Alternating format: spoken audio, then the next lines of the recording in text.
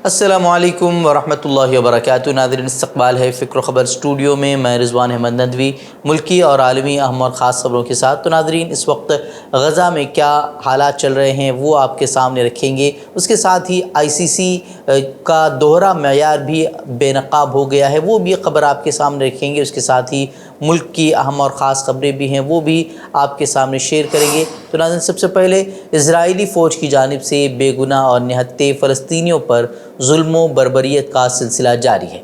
गुज़िश्ता सिर्फ 12 घंटों की बात की जाए तो 100 अफराद शहीद हुए हैं, जिनमें ज़्यादातर तादाद बच्चे और औरतों की शामिल है। वहीं खान यूनुस में भी इजरायली बमबारी से 2 सहाफ़ी शहीद हुए हैं, जबकि अल-अमल अस्पताल के करीब इजरायली ड्रोन हमले में 13 साला बच्चे समेत 6 फ़लस्तीनी शहीद हुए हैं। वहीं हमास के अल-क़साम ब्रिगेड ने एक और नई वीडियो जारी की है, जिसमें वो इजरायली फ़ौजियों को घात लगाकर हमला करते हुए नज़र आ रहे हैं, जिसमें कई फ़ौजी हलाक हुए हैं और ज़ख्मी भी हुए। वहीं इजरायली वज़ीर-ए-आज़म बेंजामिन नेतन्याहू ने भी एतराफ़ किया है कि गज़ा जंग की इजराइल को बहुत भारी कीमत चुकानी पड़ रही है। हफ्ते के रोज़ इजरायली फ़ौज के लिए डरावना तरीन दिन साबित हुआ, जब हमास के मुजाहिदीन से झड़पों में 14 इजरायली फ़ौजी मारे गए।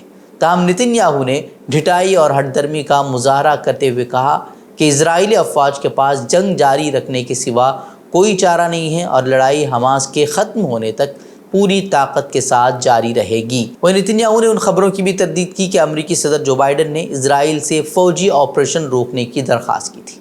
वहीं जनीन पनाहगुज़ीन कैंप में इजरायली फ़ौज ने धावा बोल दिया है, जबकि नाबुलस में 120 अफराद को गिरफ़्तार किया गया है। मजमूई तौर पर अगर बात की जाए वेस्ट बैंक की, तो वहाँ 7 अक्टूबर के बाद से 4600 फ़लस्तीनियों को गिरफ़्तार किया जा चुका है। वहीं इजराइल और हिजबुल्लाह के दरमियान भी लबनान सरहद पर झड़पें जारी हैं। दोनों तरफ से बमबारी हो रही है। एक लिबनानी अकाउंट से एक वीडियो शेयर की गई है, जिसमें लबनान के कस्बे में इजरायली बमबारी को दिखाया गया है।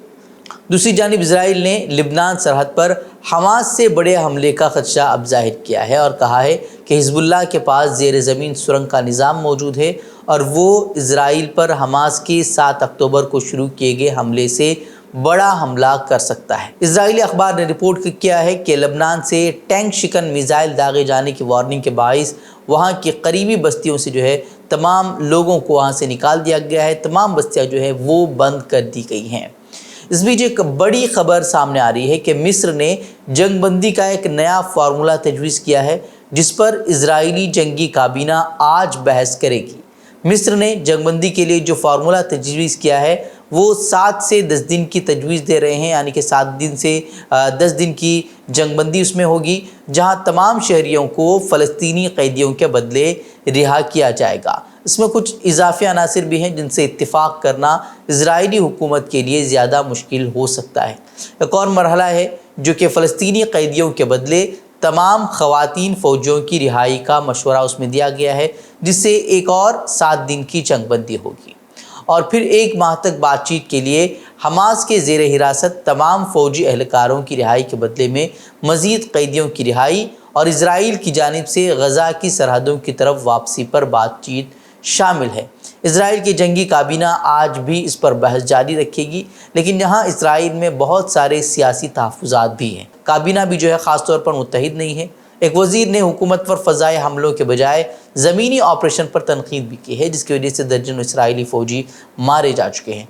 हालांकि अब हमास इस पर मुत्तफ़िक़ होगी या नहीं, ये भी एक अहम सवाल है, क्योंकि हमास ने पहले ही कह दिया है कि अब जो जंगबंदी होगी, अब जो यरग़मालियों की रिहाई होगी, वो जंगबंदी के बाद ही होगी। जंगबंदी के बग़ैर कोई भी मुज़ाकरात, कोई भी बातचीत इजराइल के साथ नहीं होगी।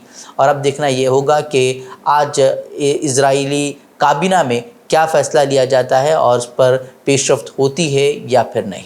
वो इस वक्त ICC यानी कि इंटरनेशनल क्रिकेट काउंसिल भी तनक़ीदों की ज़द में है, जब उसने ऑस्ट्रेलवी खिलाड़ी उस्मान ख्वाजा को गज़ा की हिमायत करने से रोक दिया, जब उन्होंने फ़लस्तीनी परचम के रंगों में अपने बूटों पर आज़ादी एक इंसानी हक़ है और सबकी ज़िंदगी बराबर है, ये नारे लिखकर जो है प्रैक्टिस सेशन में वो हाज़िर होने की वो कोशिश कर रहे थे।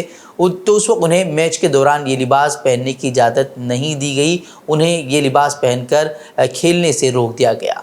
इस पर वेस्ट इंडीज़ के साबिक़ फास्ट बॉलर माइकल होल्डिंग ने ICC पर सख्त तनक़ीद की है और कहा है कि ये ICC की मुनाफ़क़त اور اخلاقی حیثیت کی کمی کو ظاہر کرتا ہے۔ ویسے آپ کو یاد ہوگا کہ جب امریکہ میں ایک سیاہ فام شخص کو پولیس نے قتل کر دیا تھا، اس کے بعد ICC ایونٹ میں بھی سبھی ٹیموں کے لیے بلیک لائیو میٹر کے نام پر کرکٹ گراؤنڈ میں بہت ساری نوٹنکیاں جو ہے وہ دیکھنے کو ملی تھی، لیکن یہاں 20,000 سے زائد افراد کا قتل عام مچا گیا ہے اور روز اس تعداد میں اضافہ ہوتا جا رہا ہے، لیکن اس قتل عام کے خلاف آواز اٹھانے کو، وہ بھی ایک پیسفل انداز میں آواز اٹھانے کو جرم قرار دیا جا رہا ہے۔ ویسے ICC کی طرف سے دوہرے معیار کا یہ واقعہ آج کا نہیں ہے، اس سے قبل بھی انگلینڈ کے کھلاڑی معین علی کو بھی سیو غزہ کا بینڈ پہن کر میچ کھیلنے کی اجازت نہیں دی گئی تھی۔ بہرحال دنیا میں امن کے ٹھیکیداروں اور انسانی حقوق کی بات کرنے والوں کے لیے ان کے لیے اپنے الگ الگ معیار ہیں۔ جہاں بات مسلمانوں کی آتی ہے تو تمام کے تمام اپنی آنکھیں بند کر لیتے ہیں، جبکہ جو معاملے دوربین سے بھی نظر نہیں آتے ان کے لیے ان کی انسانیت پتہ نہیں وہاں کہاں سے جاگ اٹھتی ہے۔ اتر پردیش کی ریاست کا علی گڑھ ضلع انتہائی حساس مانا جاتا ہے۔ علی گڑھ مسلم یونیورسٹی کی وجہ سے یہ پوری دنیا میں بھی مشہور ہے۔ یہاں کا ماحول ہمیشہ بھائی چارے کا رہا ہے، مگر یوپی میں جب سے یوگی حکومت آئی ہے اس کے بعد فرقہ وارانہ سرگرمیاں یہاں بے حد بڑھ گئی ہیں۔ فرقہ پرست اور شرپسند عناصر آئے روز یہاں کا ماحول خراب کرنے کی کوشش کرتے ہیں۔ تازہ معاملہ ایک مسجد پر مذہبی نعرے لکھنے کا ہے، جہاں JSR کے نعرے لکھے گئے ہیں۔ پولیس نے فوری کارروائی کرتے ہوئے جس کے بعد دیوار پر پینٹ کرا کر معاملہ رفع دفع کرنے کی بات کہی ہے۔ واقعی کا ویڈیو دراصل سوشل میڈیا پر تیزی سے وائرل ہو گیا تھا۔ رپورٹ کے مطابق شرپسندوں نے ماحول خراب کرنے کے لیے مسجد کی دیوار پر مذہبی نعرے لکھے تھے، جس کے بعد علاقے میں کشیدگی کا ماحول پیدا ہو گیا۔ لوگوں نے پھر فوری طور پر جمع ہو کر کارروائی کی مانگ کی، پھر پولیس نے وہاں پہنچ کر اس نعرے کو مٹا دیا۔ سوچیے کہ اگر اس وقت کوئی اللہ اکبر کا نعرہ کسی مندر پر لگ جاتا تو پھر کیا ہوتا، اور ان کتنے لوگوں کی گرفتاریاں ہوتی، کتنے لوگوں پر UAPA لگا دیا جاتا اور NIA جیسی تحقیقاتی ایجنسیاں جو ہے وہ سرگرم ہو جاتی۔ لیکن صرف پولیس نے جو اب وہاں یہ کیا ہے کہ صرف اس نے وہاں پر پینٹ لگا کر جو ہے معاملے کو رفع دفع کر دیا ہے، کسی کی گرفتاری جو ہے وہ نہیں ہوئی ہے۔ جموں کشمیر پولیس نے اتوار کو نامعلوم افراد کے خلاف 3 شہریوں کی ہلاکت کے لیے قتل کا مقدمہ درج کیا ہے۔ جب انہیں فوج نے پوچھ گچھ کے لیے اٹھایا تھا، لیکن ان کی جو ہے 3 شہریوں کی جو ہے وہ لاشیں برآمد ہوئی۔ تینوں شہری 22 دسمبر کو مردہ پائے گئے تھے، جس کے ایک دن بعد جو ہے پونچھ ضلع میں ایک مشتبہ عسکریت پسندوں کے حملے میں 4 فوجی بھی مارے گئے۔ وہیں مردہ پائے گئے شہریوں کی شناخت محفوظ حسین، شوکت، شبیر کے طور پر کی گئی ہے۔ وہ دراصل ان 8 افراد کے گروپ کا حصہ تھے جنہیں پونچھ حملے کے بارے میں پوچھ گچھ کے لیے فوج اٹھا کر لے گئی تھی۔ وہیں یہ مقدمہ اس وقت درج ہوا جب 29 سیکنڈ کی ایک ویڈیو وائرل ہو گئی، جس میں مبینہ طور پر سپاہیوں کو تینوں افراد کو اتارتے ہوئے اور ان پر لال مرچ کا پاؤڈر چھڑکتے ہوئے دیکھا گیا۔ سوشل میڈیا پر یہ بڑے پیمانے پر شیئر بھی کی گئی، لیکن اب جو ہے انڈین ایکسپریس نے خبر دی ہے کہ فوج نے ان حالات کی تحقیقات کے لیے کورٹ آف انکوائری کا بھی حکم دیا ہے، جن کی وجہ سے 3 شہریوں کی موت واقع ہوئی ہے۔ اب اس میں انصاف ملے گا یا کیا کچھ نکل کر سامنے آئے گا، یہ تو آنے والا وقت بتائے گا۔ طویل جدوجہد کے بعد اتوار کو بالآخر حکومت کو پہلوانوں کے آگے گھٹنے ٹیکنے پڑ گئے۔ ساکشی ملک کے کشتی چھوڑ دینے کے اعلان اور بجرنگ پنیا کے پدم شری لوٹا دینے کے بعد اتوار کو مودی سرکار بالآخر حرکت میں آئی اور اس نے ایک ہی جھٹکے میں نو تشکیل شدہ ریسلنگ فیڈریشن آف انڈیا کی پوری باڈی کو معطل کر دیا۔ اس کے ساتھ ہی وزارت کھیل نے انڈین اولمپک ایسوسی ایشن کو مکتوب روانہ کر کے اس سے اپیل کی کہ وہ فیڈریشن کا کام کاج دیکھنے کے لیے عارضی طور پر ایک ایڈ ہاک کمیٹی تشکیل دے۔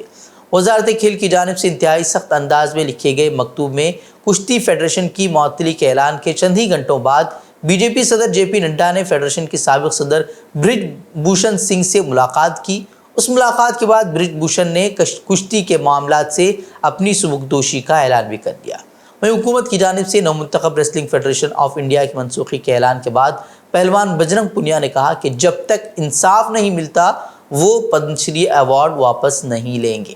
انہوں نے کہا کہ ہماری بہنوں کی عزت سے بڑا کوئی ایوارڈ نہیں ہے، ہمیں پہلے انصاف ملنا چاہیے۔ بجرنگ پنیا نے برج بھوشن شرن سنگھ کے قریبی سمجھے جانے والے سنجے سنگھ کو انڈین ریسلنگ فیڈریشن کے صدر کے عہدے پر منتخب کرنے کے خلاف احتجاج کرتے ہوئے اپنا پدم شری اعزاز جو ہے وہ واپس کر دیا تھا۔ کرناٹک میں حجاب کے مسئلے پر ہر گزرتے دن کے ساتھ بحث میں شدت آتی جا رہی ہے۔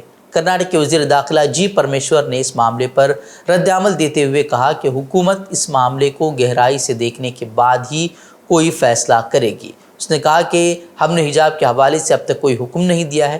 CM سدھارمیہ نے خود کہا ہے کہ اگر ایسا ہوا ہے تو بھی ہم اس کی جانچ کریں گے۔ جی پرمیشور نے کہا کہ حکومت اس پر گہرائی سے غور و خوض کرنے کے بعد ہی کوئی فیصلہ کرے گی۔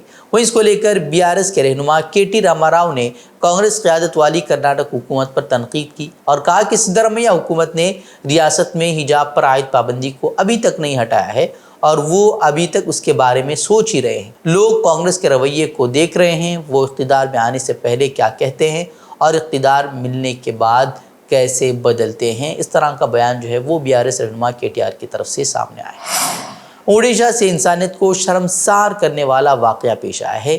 ایک شخص نے اپنی ہی بوڑھی ماں کو اس کی کھیت سے گوبھی لینے پر بجلی کے کھمبے سے باندھ کر اس پر حملہ کر دیا، اس کی پٹائی کر دی، جس کے بعد پولیس نے ملزم کو گرفتار کر لیا ہے۔